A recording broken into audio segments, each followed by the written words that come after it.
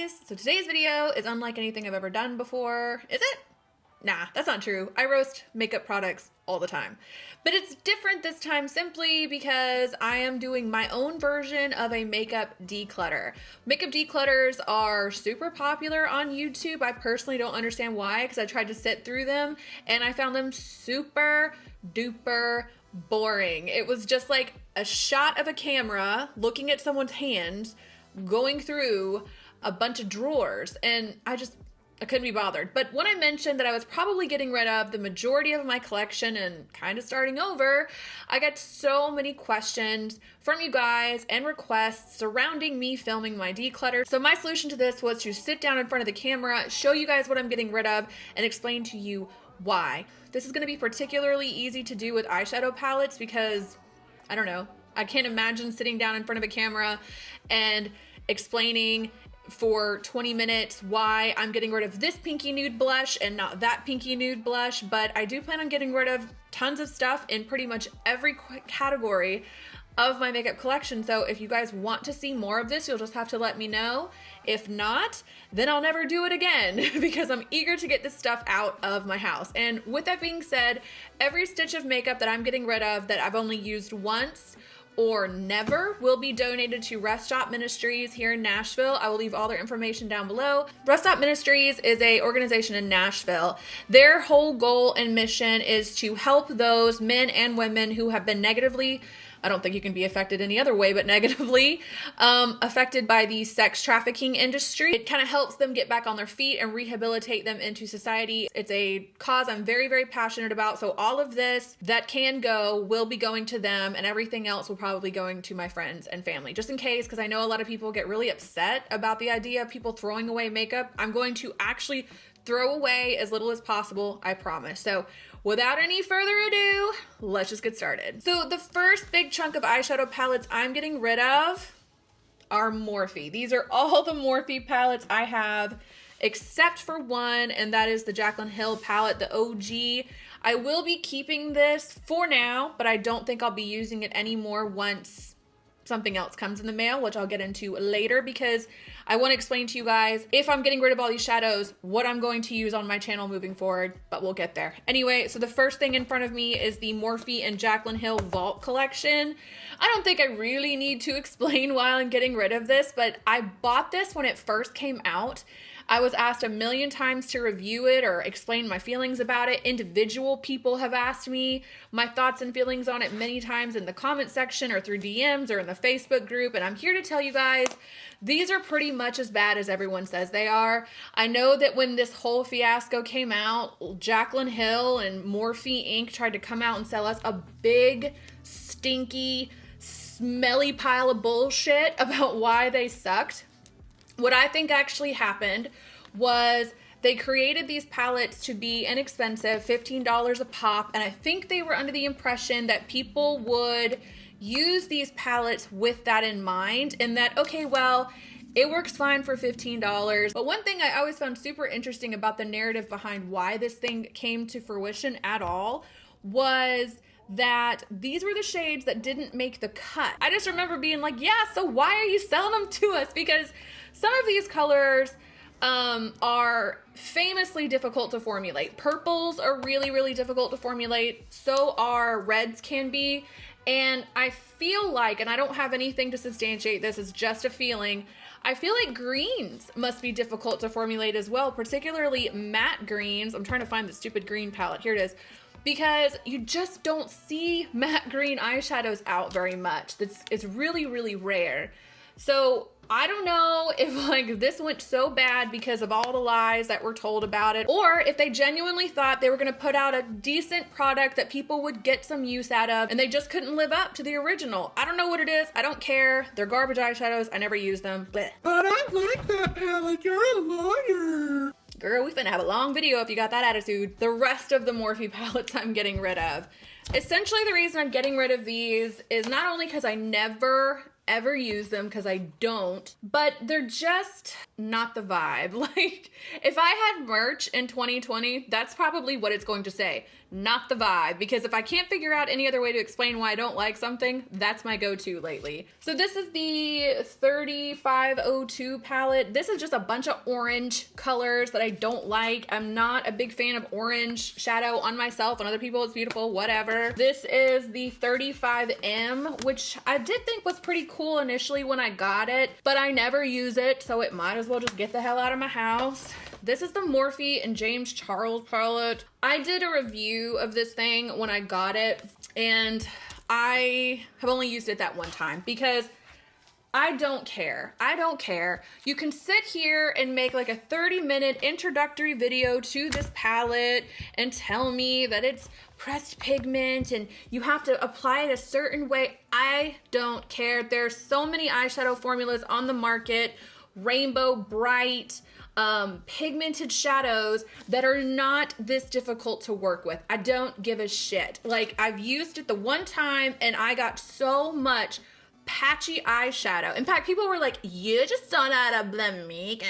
I could blend with both hands tied behind my back. Okay, don't come for the blending. It's this shit product. I cannot stand when people try to defend a product because they're really just excited about the person who created it. Whatever. If people use this and they love it and it works for them, awesome. But I have sugar pill individual shadows that are just as pigmented, just as colorful, just as vibrant, and they blend like a friggin' dream. So this thing can get all the way out of my house. And here's another obnoxiously huge palette from Morphe. I'm sorry. This is like the size of a small TV. Why do the palettes need to be this huge? I think it's half the reason I never pull for them because I don't need this.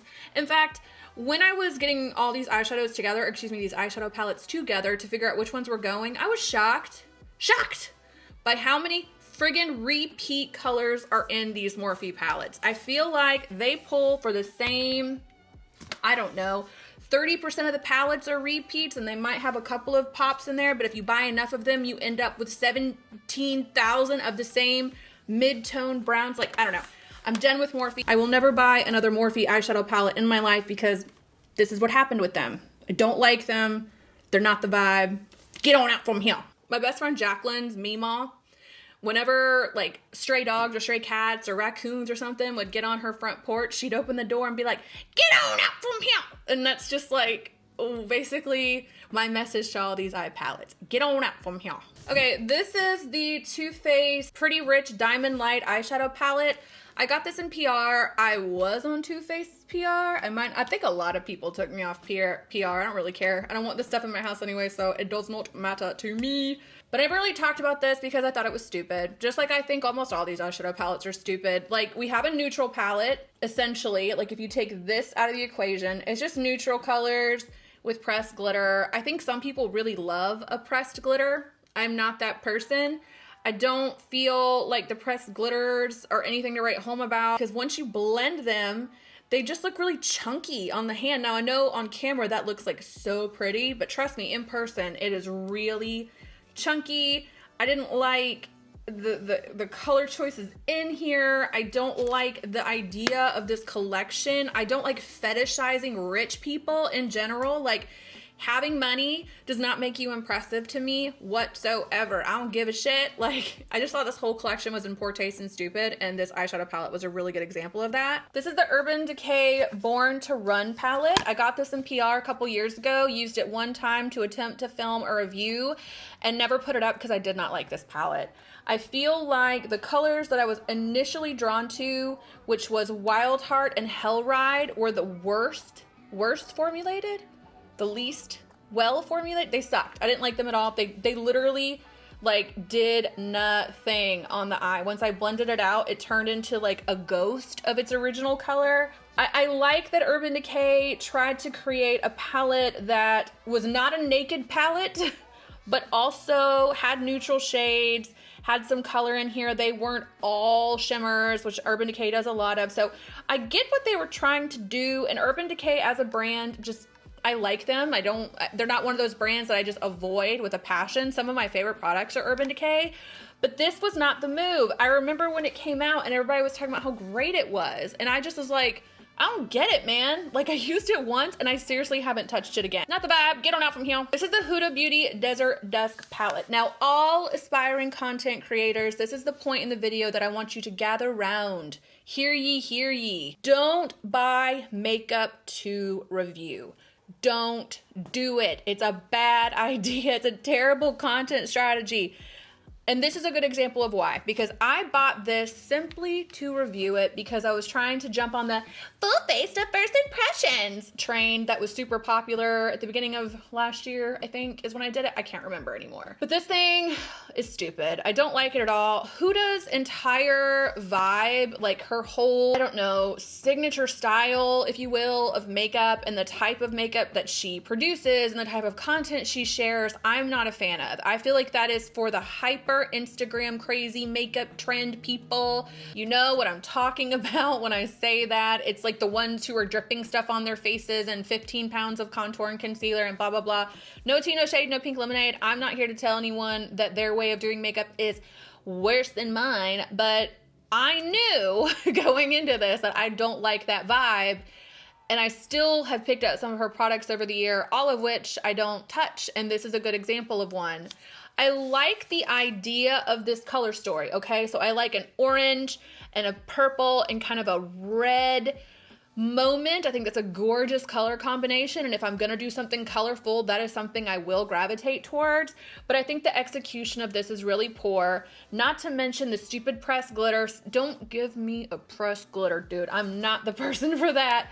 But essentially, this is a neutral palette with 3 purple eyeshadows in it. Like, don't let the layout fool you. That's exactly what it is. We've seen these colors before. We've seen these colors in different palettes before. We've seen this layout before. There's nothing special about it. It was expensive, and I literally just used it to review in a video and then never touched it again. Like, I don't even like this packaging. Like, there's something about screen printing on like cardboard that I'm not a fan of, okay? And packaging isn't everything. I get it.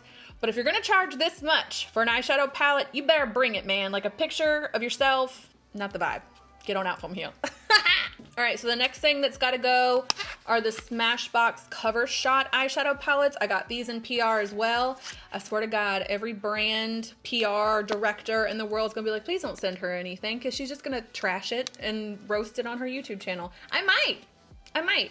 Honestly, there is nothing wrong with the formulation of these palettes. I actually think they're very well formulated. I've dipped into them a handful of times and I've never felt like, except for one. There is one palette that I don't like, and I bet you probably can guess what I don't like about it. Pressed glitter! I hate it. I hate it. Like, if I want to use glitter, this isn't the way I'm going to use it, because once again, I feel like what happens is once you blend this out, it just looks super chunky. I don't know. I don't feel like there's any value in something like this. Just sell glitter.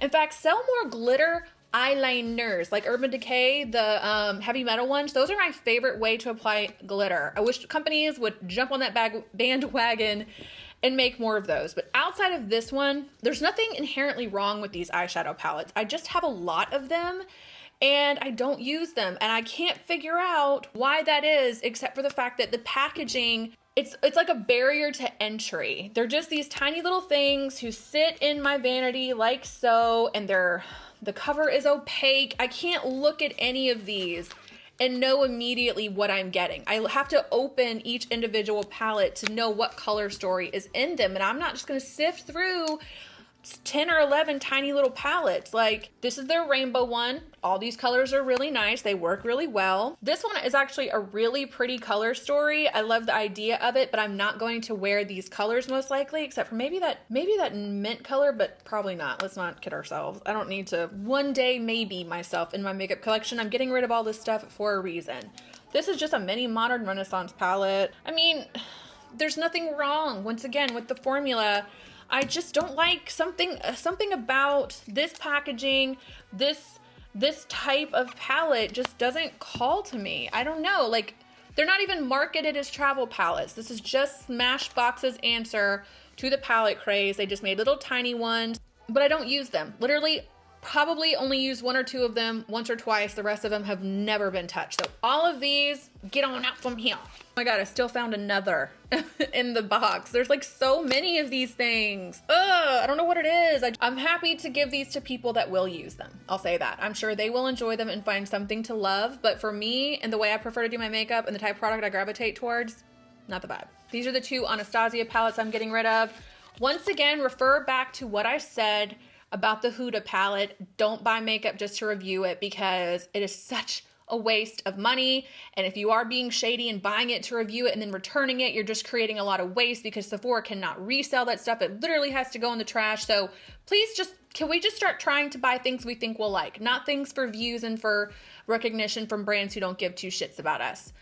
This is the Sultry palette. I knew from the second I saw it I wasn't gonna like this because I don't like these colors. Like, I know some people live for a cool toned moment and I can vibe with that sometimes, but the thing about these colors, and this is a palette I tried to use so many times, all of these matte shades on me, no matter what I do, they just turn into like an ashy blob. There's not enough variation and tone of color and intensity of color to create a gradient. It just all kind of looks like the same, I don't know, ashy blob on my eye. The shimmer colors in here are not so bad, but they're not special in any way. And then this bull crap. This is a good example of a pop of color palette, which I've talked about many times on my channel. It's a very popular way that companies attempt to create revolutionary palettes. They put a bunch of neutral colors and then some pop that you probably don't have. This is just not for me. I don't like this at all.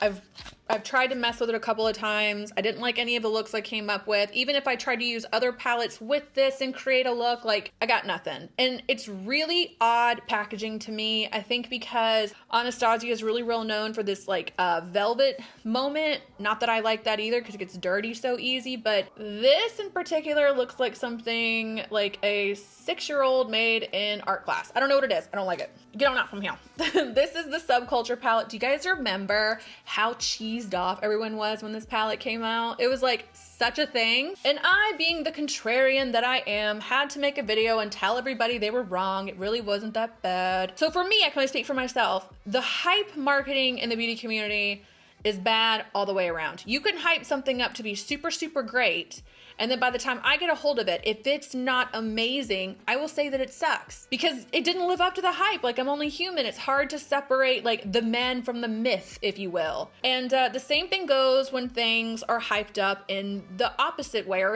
in the negative sphere. So that's what happened with this palette. It was just this constant onslaught of videos every time I turned around, an Instagram post of people being pissed about this eyeshadow palette. So I went to buy it just to see what the big deal was. I didn't think there's anything wrong with it. It's not the easiest to work with. Like, it is one of those pressed pigment situations where there is a little bit of a learning curve.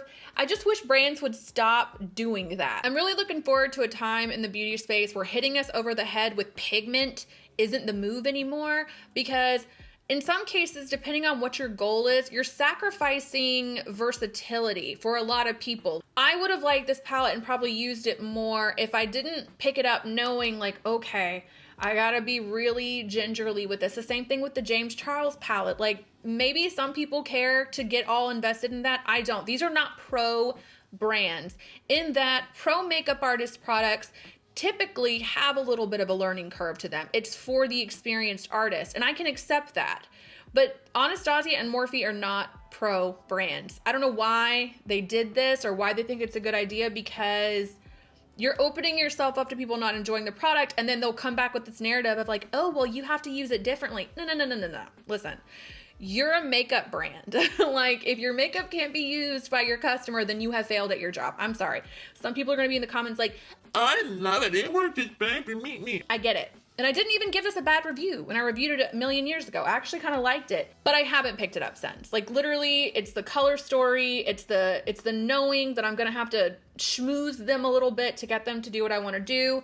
I do friggin' love this eyeshadow. I would love this in a single. It is so cool.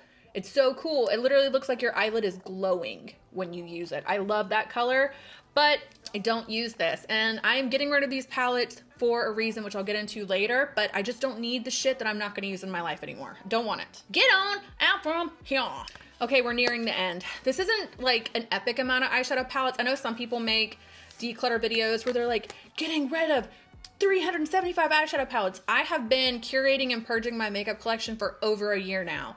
So this is just what's left at this juncture. I've gotten rid of a lot more. I don't really know why I hung on to any of the stuff that's left at this point. These are two more examples of don't buy makeup just to use for content, because that's money out of your pocket that may amount to something or it might not. And in this case, it amounted to absolutely nothing because I never use these. Like, I got them home, and then because I already had these colors and other palettes or singles or whatever, these got put in a drawer and I never ever touched them. I am on a mission to stop doing this for many reasons, chief of which is I don't want to make content around shopping anymore. So this is a thing of the past as far as I'm concerned. Nothing wrong with them. They're fine, I think. I don't know because I've never used them, but money down the toilet. I actually have like 4 or 5 more palettes in there, but they're just not worth mentioning, I don't think, because there's no reason I'm getting rid of them other than the fact that I don't use them. These are the last 2 I have that I think I have like actual reasons to get rid of.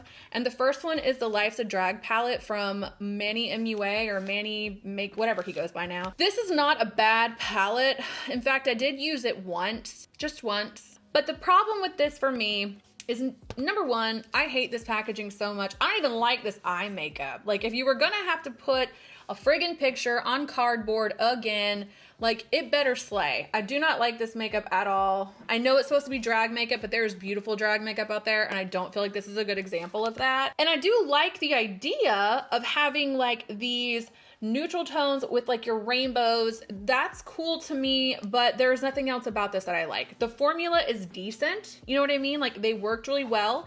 The colorful shadows worked really well as well, way better than the James Charles one, and just as vivid and bright and pigmented. But I don't like this packaging. I don't like, there's something that's blocking me from using this palette because I've had it over a year and I never ever touch it. Now, whether that's the fact that I don't pull for colorful shadows very much, I don't, or if it's the fact that I hate the packaging, I don't know what it is.